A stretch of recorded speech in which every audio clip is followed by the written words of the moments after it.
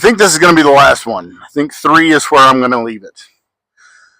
But I want to talk to you about my actual immediate reactions to when the news that Charlie Kirk had passed. And actually, these are my reactions to really. I gotta say, this is probably pretty consistent in my recollection to every tragedy that I can recall hearing about. The Catholic school shooting, the the Czech immigrant on the train, Charlie Kirk, pretty much every one of them. I feel like this has been my just knee-jerk reaction. And that means it's consistent, it's habitual, and that means it's something I need to work on and change.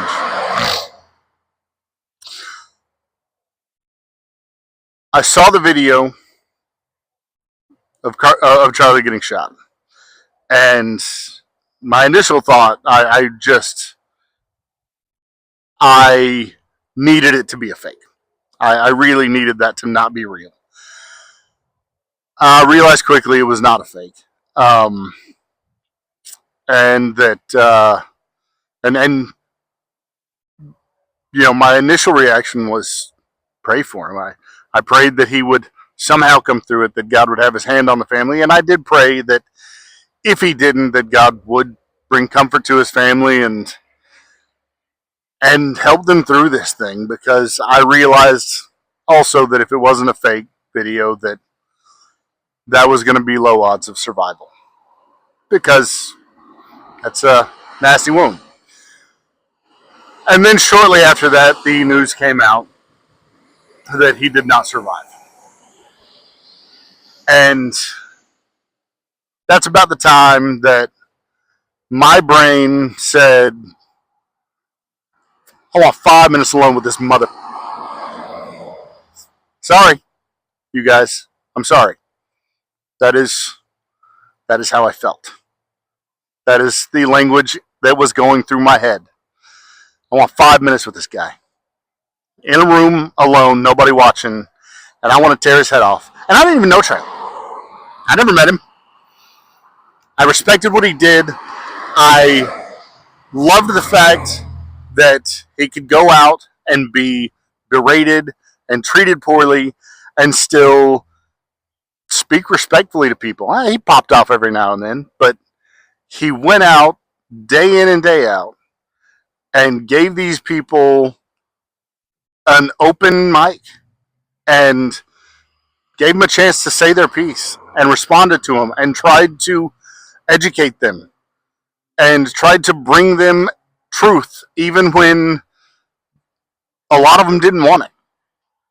And yeah, my initial reaction Wednesday afternoon was, I want to tear this guy's head off. I want to stomp a mud hole in him. I want to walk out of the room with his blood on my hands, and I want to enjoy it. And the Holy Ghost got a hold of me and kind of wore me out. And I needed it. I did. And it's really the first time that I remember kind of feeling that.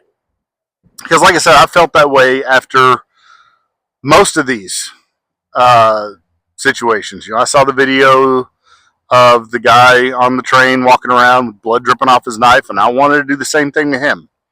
Heard the story about the Catholic school shooting, and of course that shooter, I believe, turned the gun on themselves. But had they not, I wanted to do the same to them. I've had a vengeful streak when I hear these stories, and I want to be the wrath of God. That's been my kind of go-to. But the night that I heard about Charlie Kirk, the Holy Ghost got a hold of me. And I had a change of heart. A begrudging change of heart, because I'm still very human. And the human part of me still kind of wants to get a hold of the kid and hurt him. But The transformed part of me that has been changed by Jesus decided if I could be in a room alone with this kid for 5 minutes, I want to look across the table at him and I want to ask him, can I tell you about my Jesus? Because if I was the one sitting in that chair,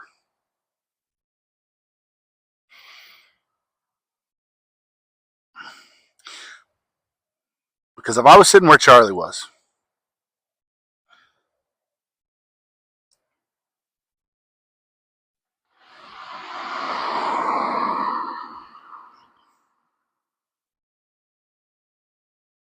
and you asked me, if you got to be the guy in the room with him for 5 minutes, and I was the guy that he shot, and you got to ask me, what do you want me to do with this guy? I got 5 minutes alone with him, and I'm going to go in there, and you get to choose what I do.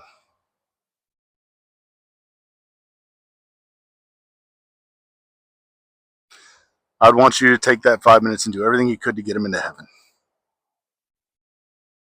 Because I'd want to see him there. Because it ain't worth his soul going to hell.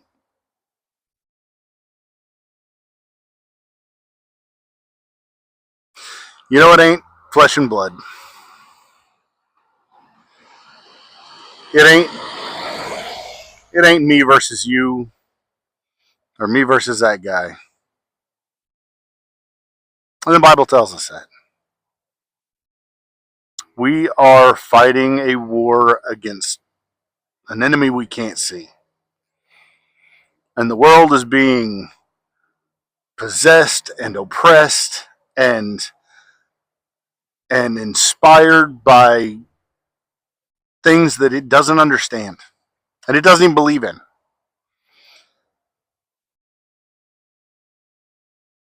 And we keep trying to make the enemy out of the victim. And that kid that pulled the trigger, he's not the enemy. He's the victim. Just as much as Charlie. He is a pawn in a bigger game. And yes, he must face justice. But he is still a victim in a bigger war. And we need to realize that as Christians. We need to understand that. Because until we do, we're never going to be able to fight effectively. All right, I think I got deep enough. I'll see you guys next week. I'm going to leave it there.